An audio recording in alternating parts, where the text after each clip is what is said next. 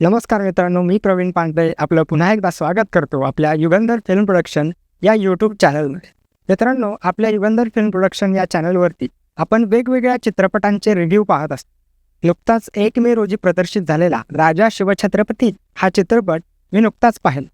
ऐतिहासिक चित्रपटांच्या शृंखलेमधील हा मराठीसाठी एक माइलस्टोन ठरणारा चित्रपट असेल असं मला एकंदरीत वाटतं. तर या चित्रपटाचं दिग्दर्शन रितेश देशमुख यांनी केलं असून या चित्रपटामध्ये हिंदी आणि मराठीमधील तगडी स्टारकास्ट आहे. या चित्रपटाचा आशय हा छत्रपती शिवाजी महाराजांचं बालपण आणि अफजल खान वध या रिलेटेड आहे. तर कथा पाहत असताना किंवा चित्रपटाचा एकंदर अनुभव घेत असताना सुरुवातीला आपण बघितलं तर वेगवेगळ्या पात्रांचे ज्यावेळेस पोस्टर डिझाईन्स होत असते किंवा अनाऊन्समेंट्स होत होत्या त्यावेळेस आपण पाहिलं की वेगवेगळे हिंदीतले कलाकार आपल्याला ऐतिहासिक भूमिकेत पाहायला मिळणार होते.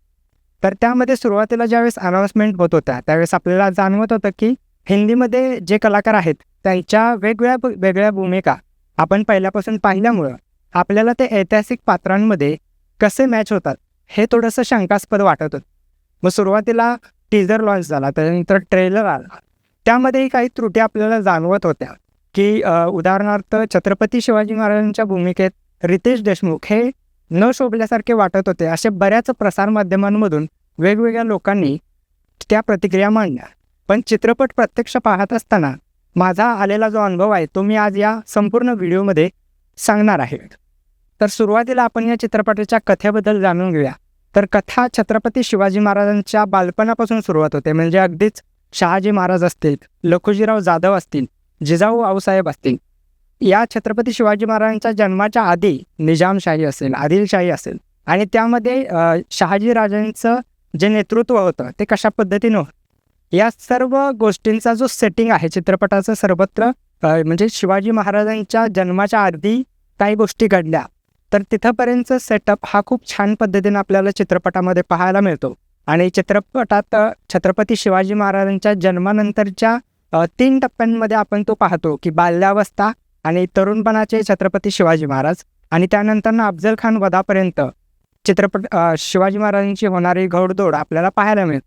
तर त्यामध्ये कथा अफजल खान वधापर्यंत कशी घेऊन जाते आणि अफजल खान या पात्राची भूमिका संजय दत्त यांनी साकारलेली आहे. त्याचबरोबर शिवाजी महाराजांचे थोरले बंधू संभाजीराजे यांची भूमिका अभिषेक बच्चन यांनी साकारलेली आहे. तर या चित्रपटाचं एकंदर कास्टिंग बघता सर्व पात्रांसाठी ते कास्टिंग अगदी योग्य असं मला वाटते. कारण की अभिषेक बच्चन यांना आपण अशा भूमिकांमध्ये पहिल्यांदा कधीच पाहिलं नव्हतं, पण त्यांचाही परफॉर्मन्स या चित्रपटामध्ये अगदीच उत्तम दिसून येतोय. त्यामध्ये छत्रपती शिवाजी महाराजांच्या भूमिकेत असणारे रितेश देशमुख हे अगदीच सुरुवातीला ट्रेलरमध्ये ज्या पद्धतीने आपल्याला वाटले काही दृश्यांमध्ये तर तितके नाहीत वाटत. जसं चित्रपटामध्ये एखादी स्टोरी टेलिंगची जी स्किल असते त्या स्टोरी टेलिंगचा विचार करता ज्यावेळेस आपण चित्रपट सुरुवातीपासून पाहतो त्यामध्ये एक छत्रपती शिवाजी महाराजांचा एक वेगळा गुण म्हणून रितेश देशमुख यांनी खूप चांगला अभ्यास करून ही भूमिका मांडली असं मला वैयक्तिक वाटतंय.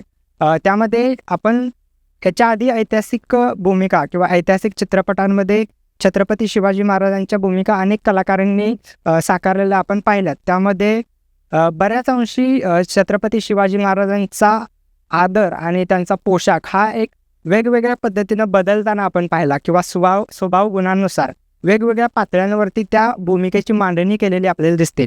सुरुवातीला चंद्रकांत मांढरे असतील, त्याच्यानंतरनं अमोल कोल्हे, शंतनू मोगे असतील, त्याच्यानंतरनं चिन्मय मांडलेकर असतील, शरद केळकर असतील, अशा दिग्गज कलाकारांनी या भूमिका साकारल्या. त्यानंतर रितेश देशमुख यांनी ही भूमिका ज्यावेळेस साकारली त्यावेळेस या भूमिकेबद्दल या चित्रपटामध्ये काही वेगळेपण जाणवलं. ते मी यामध्ये सांगेन की छत्रपती शिवाजी महाराजांच्या जन्मापासून म्हणजे 1630 पासून अगदीच अफजल खान वधापर्यंत म्हणजेच 10 नोव्हेंबर 1659 पर्यंत शिवाजी महाराजांचं वय हे 29 वर्ष आणि 29 वर्ष म्हणजे अगदीच तरुण वयातील शिवाजी महाराज यांचं दर्शन आपल्याला या चित्रपटामध्ये होतं. आणि त्या तरुणपणातील जो पेहराव असेल, जो शरीरयष्टी असेल किंवा बॉडी लँग्वेज असेल ती अगदी उत्तम वाटते. म्हणजे सामान्यतः आपण शिवाजी महाराजांना पाहिलं तर चंद्रकांत मांढरे यांनी साकारलेले छत्रपती शिवाजी महाराज हे अगदीच आपल्या मनामध्ये असलेली ती आयडॉल अशी एक प्रतिमा आहे. आणि त्यानंतर ज्या पद्धतीनं बदल झाले त्या बदलांमधले ज्यावेळी रितेश देशमुख यांनी साकारलेले छत्रपती शिवाजी महाराज आहेत ते थोडेसे वेगळे जाणवतात, पण ते तितकेच योग्य असे जाणवतात. त्याच्यानंतर आपण या चित्रपटाच्या इतिहासाबद्दल जाणून घेऊ.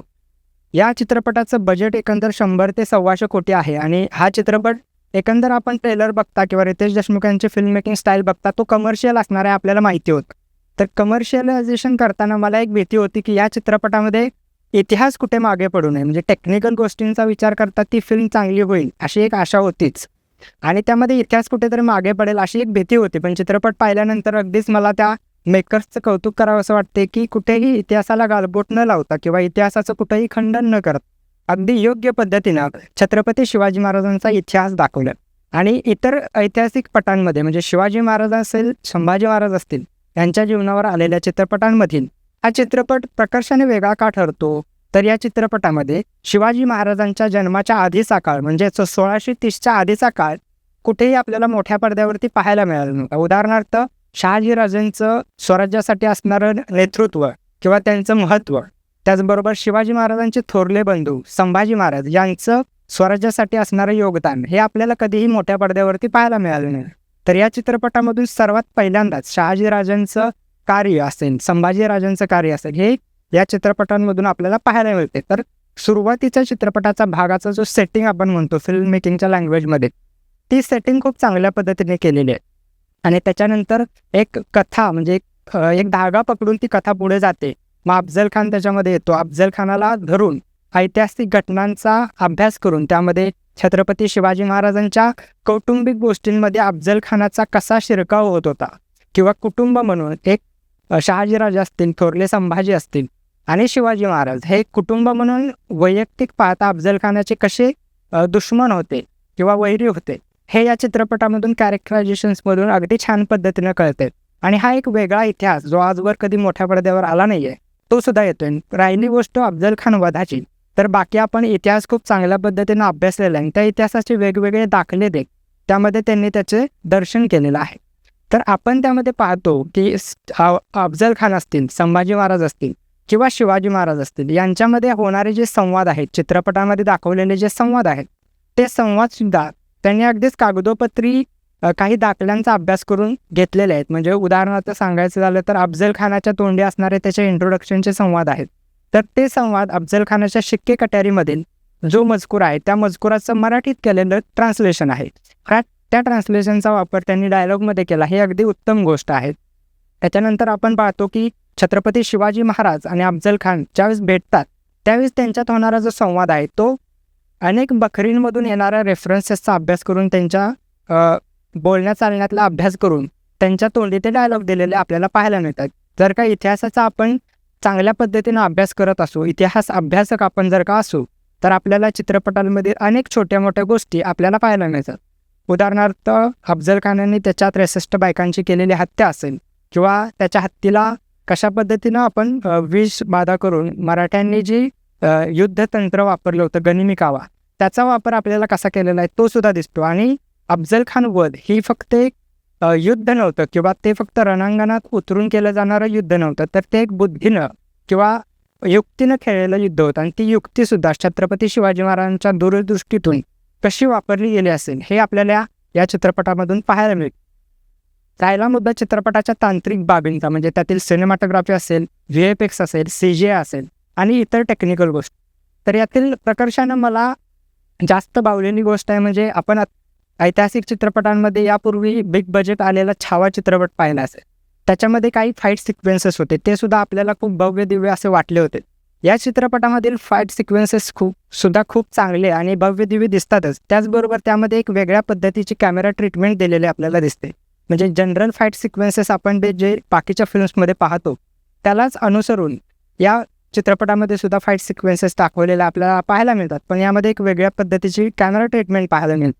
त्याचबरोबर या चित्रपटामध्ये जे VFX वापरलेलं आहे ते 100 ते 125 कोटी या बजेटच्या अनुषंगाने खूप चांगल्या पद्धतीने केलेलं पाहायला मिळते. म्हणजे उदाहरणार्थ यामधील ते ज्यावेळेस दाखवतात हत्तींचं युद्ध ज्यावेळेस दाखवलेलं आहे किंवा हत्तींच्या टकरा ज्यावेळेस दाखवलेल्या आहे त्यावेळेचं VFX सुद्धा अगदी उत्तम जाणवते. त्या बजेटमध्ये आपल्याला तो काळ उभा करणं, अगदीच इतिहासाचे सर्व दाखले देत तो काळ आपल्याला VFXच्या माध्यमातून असेल तो अगदी रिअलिस्टिक पद्धतीनं दाखवणं हे खूप कौशल्याचं काम आहे. आणि मराठी चित्रपटांमध्ये हे सगळ्यात पहिल्यांदा होते, सुरुवात आहे. त्यामुळे खूप चांगली गोष्ट आहे. आणि या चित्रपटाची आणखीन एक जमेची बाजू म्हणजे या चित्रपटाचं संगीत आणि बॅकग्राऊंड म्युझिक. या चित्रपटाचं संगीत आणि बॅकग्राऊंड म्युझिक हे अजय अतुल यांनी केलं असून प्रत्येक दृश्याला ते अगदीच समरसून घेणार असं संगीत आहे. आणि आपल्याला या चित्रपटामध्ये अनेक वेळा अंगावर काटा येणारी दृश्य दिसतात आणि एक सिनेमॅटिक व्हिज्युअल लँग्वेज म्हणून आपल्यापर्यंत तो प्रभाव नक्कीच पोहोचतो. आणि शिवाजी महाराजांच्या आयुष्यामध्ये फक्त लढाया नव्हत्या, तर त्यांचं एक कौटुंबिक जीवन होतं. त्यामध्ये सईबाईंचं छत्रपती शिवाजी महाराजांच्या आयुष्यातील योगदान असेल, जिजाऊ आऊसाहेबांचं लहानपणापासून छत्रपती शिवाजी महाराजांच्या आयुष्याशी निगडीत असेल काही योगदान असेल. तर अशा पद्धतीने कौटुंबिक गोष्टींचा पण यामध्ये ओळख केलेला आपल्याला पाहायला मिळते. सर्वात उत्तम गोष्ट म्हणजे शहाजी महाराज आणि शिवाजी महाराज आणि त्यांचे थोरले बंधू संभाजी महाराज यांचं जे बॉन्डिंग होतं, म्हणजे स्वराज्य निर्माण करण्यासाठीची जी तळमळ होती आणि त्यामधला त्यांचा जो त्याग होता, तो आपल्याला सर्वात पहिल्यांदा या चित्रपटामध्ये पाहायला मिळतो. तर चित्रपटाच्या सर्व बाजूंनी आपण जर का पाहिलं तर हा चित्रपट अगदीच उत्तम आहे आणि अगदीच लहानांपासून थोरांपर्यंत सर्वांनीच हा चित्रपट नक्की पाहावा. आणि आपला इतिहास इतक्या चांगल्या लेवलला मराठी भाषेतून येतोय ही पण खूप अभिमानाची गोष्ट आहे. आणि शेवटी जाता जाता इतकंच सांगेन की अशा पद्धतीचे चित्रपट बनतायत आणि इथून पुढेही बनावेत, यासाठी आपल्या सर्वांची एक प्रेक्षक म्हणून जबाबदारी आहे की या चित्रपटांना आपण चांगला प्रतिसाद देणं गरजेचं आहे. या चित्रपटांबद्दल आपण चर्चा करणं गरजेचं. इव्हन तुम्ही चित्रपट बघाल अशी मी आशा करतोच. आणि माझ्यातर्फे सुद्धा मी एक आवाहन करतो की हा चित्रपट नक्कीच तुम्ही चित्रपटगृहात पहा, कारण की हा चित्रपट एक एक्सपिरियन्स आहे. कारण की इतिहास आपण सर्व जाणतोच, पण त्या इतिहासाचं चित्रीकरण आपल्या मनापर्यंत प्रभावी पद्धतीनं पोहोचण्यासाठी तो चित्रपट आपण चित्रपटगृहात पाहणं गरजेचं आहे. तो तुम्ही चित्रपटगृहातच पहा आणि त्यावरती भरभरून लिहा, ब्लॉग्स लिहा किंवा रिव्ह्यूच्या माध्यमातून तुम्ही पोस्ट करा आणि नक्कीच तुम्ही या चित्रपटाला चांगला प्रतिसाद द्याल अशी आशा बाळगतो. धन्यवाद.